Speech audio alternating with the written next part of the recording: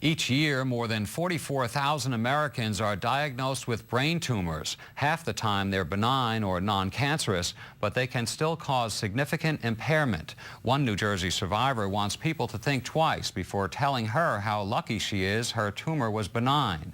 NJN News health and medical correspondent Sarah Lee Kessler reports.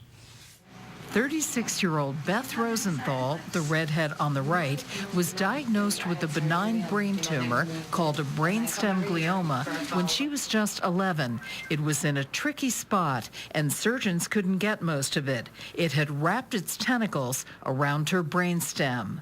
Benign brain tumors aren't usually fatal, but they can cause significant problems, especially large ones that compress nerves or press on brain tissue. And you can still see the infiltrative pattern. In Beth's case, radiation therapy caused severe side effects. My left side was weak. I couldn't hear my left ear. My balance was bad. But for Beth, the worst part was the trigeminal neuralgia, or excruciating facial pain she suffered for years. My education was compromised because my pain was always flaring up. Just follow my finger.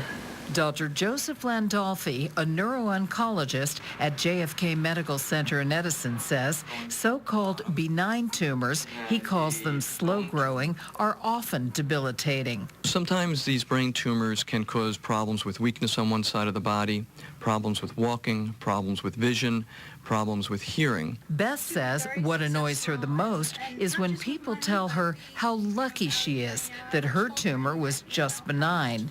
Usually in my head, I'm thinking it's just benign, and I get aggravated because they don't understand. So 18 months ago, Beth started a website called itsjustbenign.org so that she could connect with people who do understand, other survivors. And we all connect through our benign brain tumor experience. Dr. Landolfi thinks Beth's website fills an important need for many people, especially since benign tumors can become more aggressive. The most important part of brain tumor treatment is MRI scans to make sure that it's always followed up, whether it's considered quote-unquote benign or malignant. So this part of the tumor is the infiltrating part that's actually within the brainstem. Sarah Lee Kessler, NJN News, Edison.